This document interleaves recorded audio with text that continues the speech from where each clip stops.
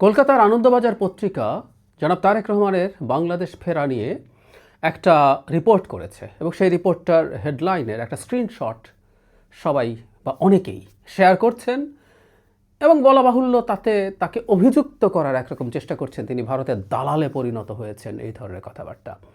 In fact আনন্দবাজারের ওই লিঙ্কটায় ঢোকা যায় না, কারণ ওখানে হেডলাইনের পর ঢুকতে গেলেই ওখানে পেমেন্টের কথা বলে, সো পে করা ছাড়া এটা পড়া যাচ্ছে না। তবে আমি খুঁজে টুজে এটা কন্টেন্টটা পেলাম, দু একজন এটা করে নিয়ে সে ফেসবুকে পোস্ট করেছেন, সেখান থেকে পেয়েছি। সেটা নিয়ে কথা বলতে চাই, তারেক রহমানের আসলে ইন্ডিয়া প্রশ্নে তার অবস্থান কি, অ্যান্ড ফাইনালি যেটা বলতে চাই, আনন্দবাজার আসলে কেন এই কাজটা করেছে সেটাও একটু কথা বলবো। হেডলাইন হচ্ছে এরকম, অত্যন্ত আপত্তিকর হেডলাইন, খালেদা পুত্রের সম্বল, নয়াদিল্লির বন্ধুত্ব, মুক্তিযুদ্ধ। মানে তারেক রহমানের একটা ডিফারেন্ট আইডেন্টিটি আছে, তিনি এটা অর্জন করেছেন নিশ্চিতভাবেই। দেশের বাইরে তিনি ছিলেন একটা সময় মায়ের পাশাপাশি, এবং একটা পর্যায়ে যখন বেগম খালেদা জিয়া জেলে যান এবং এরপর তো তিনি ভীষণ অসুস্থ হয়ে পড়েন। সো ডিফ্যাক্টো নেতৃত্ব এককভাবে দিয়েছেন জনাব তারেক রহমান, এবং তিনি এই দলটার প্রধান নেতায় পরিণত হয়েছেন এবং এই দলটাকে নেতৃত্ব দিয়ে অন্তত ভেঙে যাওয়া থেকে রক্ষা করেছেন এবং শেষ পর্যন্ত এই জায়গায় ক্ষমতার দোরগোড়ায় নিয়ে এসেছেন। সুতরাং খালেদা পুত্র বলা তথ্যগতভাবে সঠিক, কিন্তু এটা তার প্রতি সুবিচার নয়। তারেক রহমান একটা নিজস্ব ব্র্যান্ড, এই নামেই তাকে ডাকা উচিত ছিল, হেডলাইনে তাই থাকা উচিত। এই রিপোর্টটা যেটা বলা হয়েছে যে তারেক রহমান ফিরছেন এবং তিনি সেখানে পুঁজির কথা বলছেন, মুক্তিযুদ্ধ এবং ভারতকে পুঁজি করে প্রায় 1.5 যুগ পর দেশের মাটিতে পা রাখতে চলেছেন খালেদা জিয়া পুত্র তথা বিএনপির ভারপ্রাপ্ত চেয়ারম্যান তারেক রহমান। কূটনৈতিক শিবির ইত্যাদি ইত্যাদি মনে করছেন। এখানে তিনি যারা তারেক রহমান কিছুদিন আগে লন্ডনে একটা সমাবেশে মুক্তিযুদ্ধকে সামনে এনেছেন, সেখানে বলছেন যে এতে দুটো জিনিস নাকি তিনি বার্তা দিতে চেয়েছেন, স্বাধীনতার সপক্ষের শক্তিকে পক্ষে রাখা এবং ভারতকেও বার্তা দেয়া। সরি, এটা ঠিক না, আমি আসছি সেই জায়গায়। তারপর বলছে আওয়ামী লীগ নেই এবং আর আছে জামায়াতে ইসলামী। এখন সেখানে তিনি যা যা বলছেন সেখানে তিনি এই ইঙ্গিত দিয়েছেন তিনি জামাতের সাথে কোনো জোট করছেন না, এটা নাকি ভারতের কাছে তিনি আবারও একই রকম বার্তা দিতে চান। আর তারপর যেটা বলছেন যে এখানে তাদের সূত্র, তাদের বিদেশ মন্ত্রকের সূত্র থেকে তারা জানেন তারেক রহমান নাকি গ্যারান্টি দিয়েছেন যে ভারতের সাথে যেসব চুক্তি হয়েছে সেগুলো তিনি মেনে চলবেন এবং বাংলাদেশের মাটিতে ভারতের বিচ্ছিন্নতাবাদকে কোনোভাবেই তিনি প্রশ্রয় দেবেন না, ইত্যাদি ইত্যাদি। শেষে এসে বলা হচ্ছে আওয়ামী লীগ নেই এবং আওয়ামী লীগের ভোটে তারা এবার পার্টিসিপেট করতে পারছে না। কট্টরপন্থীদের বাড়বাড়ন্ত ঠেকাতে পারে একমাত্র বিএনপি নির্বাচনের মাধ্যমে। শেষ অংশটুকু পড়ি, খালেদার দল ক্ষমতাসীন হলে বাংলাদেশ ভারত বিরোধী তৎপরতায় রাশ টানা যাবে, তাই আওয়ামী লীগের সঙ্গে সখ্য থাকা সত্ত্বেও অবস্থা বুঝে তারেকের পাশে থাকতে হচ্ছে নয়াদিল্লিকে। থাকছে না, থাকতে হচ্ছে, মানে তারা এক ধরনের বাধ্যগত মানে বাধ্যতার পরিস্থিতি তৈরি হয়েছে, তারা বাধ্য হচ্ছে, ব্যাপারটা এরকম। তারা নিজ থেকে চেয়েছে তা না, পরিস্থিতি তাদেরকে বাধ্য করছে। এই রিপোর্টটা নিয়ে একটু কথা বলবো, তার আগে আমার মনে হয় যেন তারেক রহমান আসলে ভারত প্রশ্নে তার কী অবস্থান সেটার খুব ক্লিয়ার একটা ইন্ডিকেশন আছে।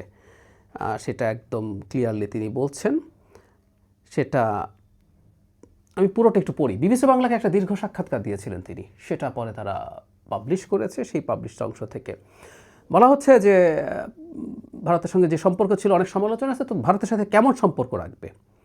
যেন তারেক রহমান বলছেন, আমার মনে হয় আপনি একটু আগে যে প্রশ্নগুলো করেছেন ক্লিয়ার করেছি ইত্যাদি ইত্যাদি, এখন যখন স্পেসিফিক বলছে এটা কোনো বিষয় না, বাংলাদেশ আমার কাছে আমার স্বার্থ, আমি আগে আমার দেশের মানুষের স্বার্থ দেখব, আমার দেশের স্বার্থ দেখব, এটাকে আমি রেখে আপহোল্ড করে আমি যা করতে পারবো আমি তাই করব।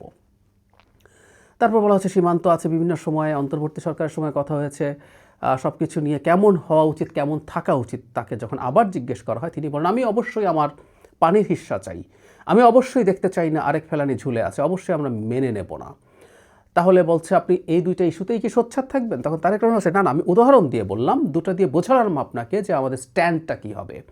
আমরা আমাদের পানির হিস্সা চাই, অর্থাৎ হিসাব নিকাশ চাইছেন, আমরা একটা যেটা ন্যায্য সেটা চাই। ফেলানি হত্যাকাণ্ডের মাধ্যমে উনি বলছেন আমরা বোঝাতে চেয়েছি যে আমরা মানুষের উপর আঘাত আসলে অবশ্যই সে আঘাতকে আমি মেনে নেব না। এরপর তাকে যখন জিজ্ঞেস করা হচ্ছে, যেটা সবচেয়ে গুরুত্বপূর্ণ জায়গা, এটা একটু খেয়াল করি আমরা, যে শেখ হাসিনা ওখানে গেছে, শেখ হাসিনা ওখানে যাওয়ার পর সম্পর্কের শীতলতা তৈরি হয়েছে, নানা রকম ঝামেলা তৈরি হয়েছে, এই ক্ষেত্রে কোনো উদ্যোগ নেবেন কি না, এই শীতলতা বা এই শীতলতার কারণে যেসব সমস্যা হয়েছে।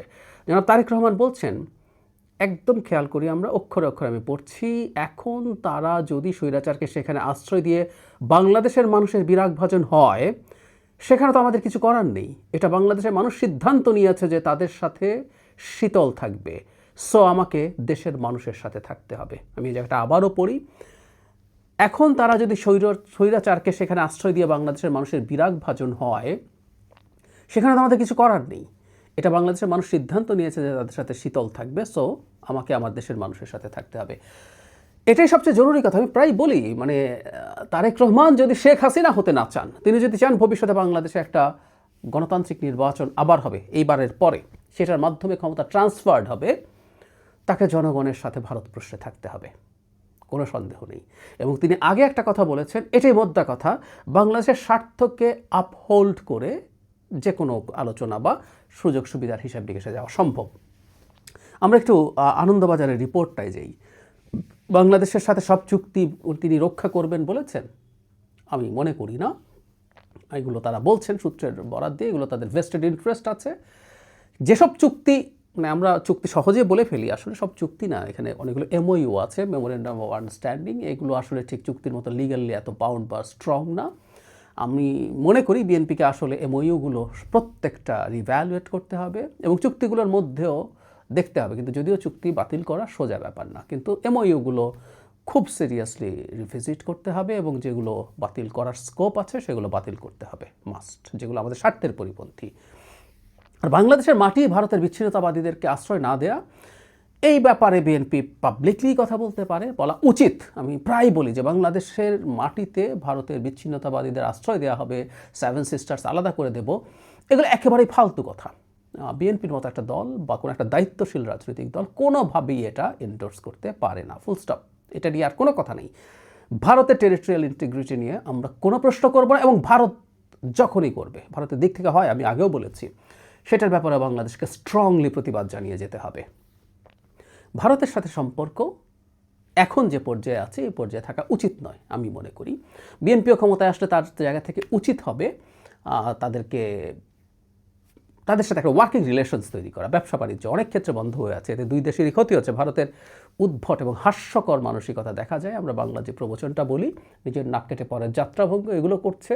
সুতরাং বাংলাদেশ সরকারের উচিত হবে, ভবিষ্যতের সরকার বিএনপি যদি ক্ষমতায় আসে, যাতে ভারতের সাথে ওয়ার্কিং রিলেশনশিপটা আবার অ্যাস্টাবলিশ করা যায়। ভারত নিশ্চিতভাবেই ডক্টর ইউনূসের সাথে যে একেবারে সব কিছু বন্ধ হয়ে গেছে, সেই জায়গা থেকে বেরিয়ে আসতে চাইবে। কিন্তু প্রশ্ন হচ্ছে, ভারত কি আসলে বিএনপিকে চায়? মানে টোনটা এরকম। আমি মনে করি না ভারত বিএনপিকে পছন্দ করবে। এখানে জামাত যেহেতু অন্যদিকে আছে, তাদের সাথে ভালো হবে না, ওখানে এক্সট্রিমিজম মাথা চাড়া দেবে বলছে, ভারতের জন্য ওটাই বেস্ট অপশন আমি মনে করি। ডক্টর ইউনূসের চাইতে বিএনপি যদি ক্ষমতায় আসে, একটা নতুন সরকার বলে, এমন না যে বিএনপি ভারত যা বলবে তা শুনবে, না। ইউনূসের সাথে সম্পর্ক খুব খারাপ হয়ে গেছে, কারণ পোস্ট শেখ হাসিনার সময় ইউনূসের সাথেই কনফ্লিক্টটা শুরু হয়েছে। এটা তারা নতুন একটা স্টার্ট করতে চায়। আর একটা জিনিস ইম্পর্টেন্ট, যেটা ভারত বলে, ভারত বললে এটাকে আমি লজিক্যাল মনে করি, সেটা হচ্ছে খুবই ইম্পর্টেন্ট। সেটা হচ্ছে এই সরকারের অনেকগুলো সেন্টার অফ পাওয়ার আছে। সেনাবাহিনী কি করছে, সরকারের মধ্যে আবার 14 রকম বিষয়। একটা সময় স্টুডেন্টরা খুব পাওয়ারফুল ছিল। একটা গণতান্ত্রিক নির্বাচিত সরকার যখন আসে, ইভেন সেটা যদি জামায়াত ইসলামীও হয়, তার একদম একটা সেন্টার অফ পাওয়ার থাকবে। ওই সেন্টার থেকে মোটামুটি যে কোনো কার সাথে নেগোশিয়েট করতে হবে, কী করতে হবে, ডিল করতে হবে বোঝা যায়। সেই কারণে কিন্তু বাংলাদেশে আসলে যত বেশি জামায়াত ইসলামী বা ইভেন আরও ফার রাইটের মাথাচাড়া দেয়া ভারতের জন্য, বিজেপির মতো সরকারের জন্য খুবই সুবিধাজনক। এই জন্য আমরা মনে করি, আমরা বলিও, আমরা কনভিন্সড যে আওয়ামী লীগ নির্বাচনে যেহেতু আসতে চাইছে না, পারছে না, তাদের ভোট তারা জামাতকে দিতে বলতে পারে। জামাতের মাথাচাড়া দিচ্ছে জামাত ইসলামিক রাজনীতি, ফলে বাংলাদেশের সাথে বর্ডার থাকা যেসব ভারতের স্টেটস আছে, সেগুলোর নির্বাচনে অসাধারণ সুবিধা সে পাবে। মুসলিম জুজু, ইসলাম জুজুর ভয় দেখিয়ে তার অভ্যন্তরের অন্যান্য জায়গায়ও পাবে। আর গ্লোবালি বাংলাদেশের ওপরে চাপ তৈরি করার জন্য তার হাতে একটা অস্ত্র উঠে যাবে।